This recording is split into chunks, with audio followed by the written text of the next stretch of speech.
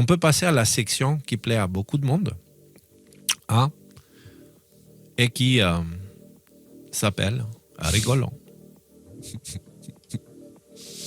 Croisé ce matin en France, dans le périph'.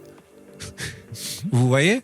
Non? C'est assez visible. Oui, on les voit. 5 cm de neige, c'est la fin de la civilisation française. C'est clair. Et justement, fin de la civilisation, on va en parler ce soir. Parce que là, nous avons accès à des livres Ikea. Il y a quelqu'un qui a acheté un livre Ikea. Il faut le monter soi-même. Ouais, ok. Ah, elle est pas mal. Même dans tes pires rêves, tu ne t'attendais pas à un réveil comme ça. Et les gars, moi j'ai vécu un réveil comme ça. Une fois, on était en Grèce et il y avait beaucoup de racisme contre les Albanais à l'époque, tu vois. On venait d'arriver. On n'était pas longtemps, si tu veux. Et il y a quelqu'un, un voisin, qui nous avait dénoncé parce qu'il avait vu des Albanais arriver à la maison, il n'était pas content. Et du coup, il a dit des conneries à la police et ils ont envoyé le SWAT avec les cagoules et tout le bordel qui nous ont réveillés à 4 heures du matin avec des armes dans la tête. J'avais 9 ans. Non, 8 ans. J'avais 8 ans. Tu vois, c'est... Comment se passe la journée d'école après qui suit ça, quoi? Ça doit être un peu... mais en C'est tout cas, compliqué. j'ai vite appris que l'humain peut être vraiment très, très, très con, en fait. À 8 ans, je le savais déjà, tu vois. C'est me faire réveiller. Moi, je propose comme ça. Ouais. Je propose que s'ils nous réveillent comme ça, qu'ils arrivent au moins avec les pains au chocolat et le café, tu vois. C'est vrai que voilà une Voilà. proposition. Un Voilà peu avec de l'argent dignité, de nos bordel. impôts qui seraient bien dépensés, là, tu vois. Voilà. Un peu de dignité, merde, quoi. Tu viens avec l'arme, emmène-moi le pain au chocolat. Zut, flûte. Allez.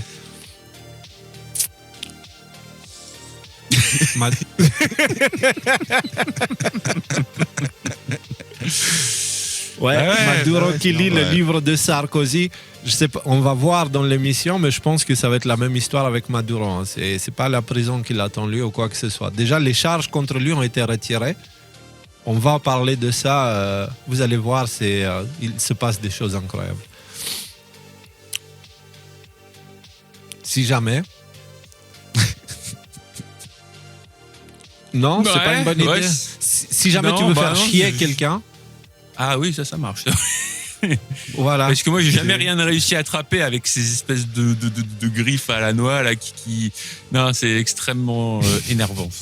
Mais c'est une idée. Si jamais vous avez quelqu'un que vous aimez pas dans la maison, bah vous enlevez le PQ et vous laissez la machine à côté, vous allez avoir beaucoup d'argent, tu vois. Oui. Moi, je m'inquiète surtout pour le trou, tu vois, par lequel il sort le PQ. Imagine, ça roule loin, tu es obligé de courir après. Ah oui, c'est vrai que c'est pas bien pensé, ouais. Non, c'est pas bien pensé. Donc allez, une analyse de ADNM. C'est ça, on est des spécialistes. Ça, en haut, c'est le Iceland, qui veut dire la terre de glace. Hein. Et en dessous, c'est Greenland, qui veut dire la terre verte. Et ça, c'est vrai. Hein. Ce sont deux pays, Iceland et Greenland. Et ils sont comme ça. Un qui est tout vert et l'autre qui est tout blanc. On se Il y a un fout de peu de notre glace, gueule. non, en Islande, ou c'est moi qui me fais une image faussée de l'Islande? C'est très vert l'Islande. Comme partout au nord, il y a des glaces en hiver, bien sûr. Mais non, parce que tu sais, c'est très volcanique, le sol est chaud, donc c'est un climat un peu différent du Groenland. Et puis le courant Gulf Stream il passe directement dessus en fait. Il amène tout l'air chaud en fait sur l'Islande. Donc c'est pour ça que c'est très vert aussi. Mais si on les appelle comme ça, c'est que peut-être que quelque part dans le passé, le Groenland était vert et le Iceland était blanc, tu vois. Voilà. Allez, next. MDR, je crois que le pigeon, il est au téléphone avec sa femme. C'est vrai, hein? Quand tu regardes comme ça. Et il parle des factures, probablement. À vue de nez, ça ne fermera pas. Et là, comment il est rentré là-dedans? Tu te poses la question. Je me suis posé la question, je me suis dit IA ou un truc comme ça, tu vois. Ou il a mis le casque, il a poussé vraiment en arrière pour que ça passe devant. Bref. 5 scientifiques sur 6 ont prouvé que la roulette russe est sans danger. c'est vrai. Le 6e, il n'a rien dit. Il n'a pas fini son témoignage. Et c'est important. Tu sais pourquoi j'ai mis ça? C'est parce que je sais pas si on va le mettre plus tard, mais sur LCI, ils ont fait une section dans l'actualité où ils disaient non spécialistes ont sous-estimé la Russie.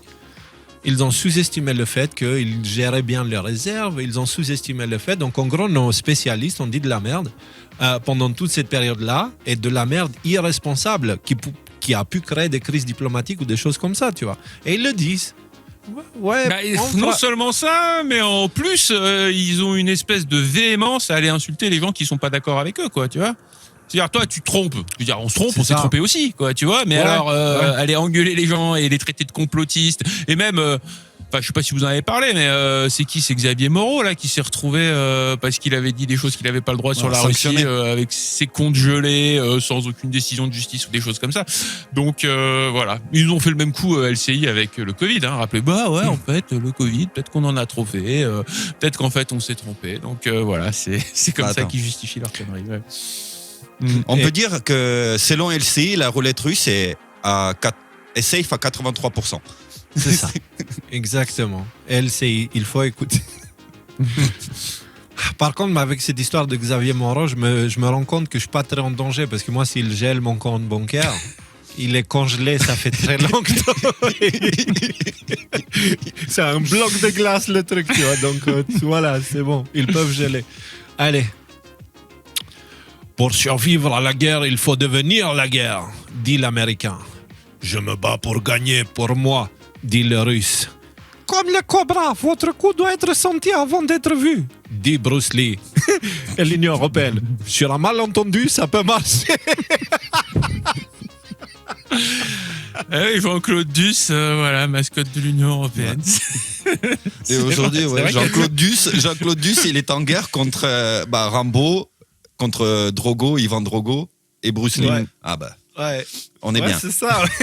Sur un malentendu, tu sais. Rappelle-toi cette histoire des coqs, guerre de coqs. Hein. Ouais, du coq. Donc, celui qui avait le plus petit, il l'a juste caché dans un coin. Il a attendu que tous les autres s'entretuent. Et hop, sur un malentendu, ça peut marcher, on ne sait pas. La France vue par BFM TV. J'ai pas trop suivi, là. Ils nous ont fait genre tout un sketch parce qu'il a neigé 1 centimètre, là, comme tous les ans. Ouais. Quand j'étais au Canada, c'était, tu vois, la blague de l'année qui faisait marrer tout le monde. Voilà. Chaque fois, ils nous passaient sur Facebook et compagnie les extraits du journal français où, on était là, qui montre ça, quoi, tu vois. La France vue par BFM TV, c'est l'apocalypse de l'âge de glace. Et, puisqu'on parle de conneries journalistiques, c'est un vrai truc, hein, que je l'ai vu dans les mémés, je me suis dit, mais non, ils n'ont pas osé. Si, ils ont osé. C'est Le Parisien, tu as ça dedans, j'ai même gardé le lien de côté si jamais. Pour éviter de glisser, marcher comme un pingouin. Main hors des poches, bras pour équilibrer. Ils t'apprennent à marcher sur la neige. Ah, mais ce qui m'embête, c'est qu'il y a marqué source direction régionale de santé publique de Montréal. Ouais, mais il y a bizarre, Alberta Health Service, mais Montréal, c'est pas en Alberta. Je sais pas. Tu me crois pas? Il y en a 2. Si, je te crois. Il y a plusieurs sources. C'est pour ça que. Je savais que j'ai Rudy Reichstadt là dans mon équipe, alors j'ai gardé. Arrête de m'appeler comme ça. Arrête de m'appeler comme ça. Jamais tu m'appelles comme ça. L'article, pardon, excuse-moi. C'est vrai que c'est une insulte quand même assez grave. Je te demande pardon, Rudy. Alors. Attention aux chutes avec la neige et le verglas, le mieux c'est de faire un roulé-boulet comme au judo. je vais dire ça à mon père de 82 ans. Là. Non mais tu le vois, c'est là. Comme je te dis, j'étais le chercher parce que j'y croyais pas. Je pensais pas qu'ils nous prennent pour des cons à ce point-là. Mais ils sont graves. Parce que c'est pas qu'ils nous prennent pour des cons, c'est qu'eux-mêmes ils sont tellement cons qu'ils pensent que les gens ont besoin de ça.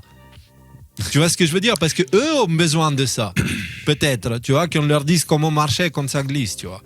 Mais Ouais, enfin, tu sais quoi, moi, un coup, je me suis pris une grosse gamelle sur le verglas, ça picote, hein, tu vois, et puis bon, j'étais jeune. Depuis que tu marches comme ça, pour les gens que ça t'as suivi les intéresse, conseils du ministère. je veux dire, si jamais t'es inquiet avec ça, tu t'achètes une paire de crampons que tu mets au-dessus de tes chaussures, ça coûte 10 €, et ça te change la vie, tu peux faire du footing sur du verglas sans aucun problème.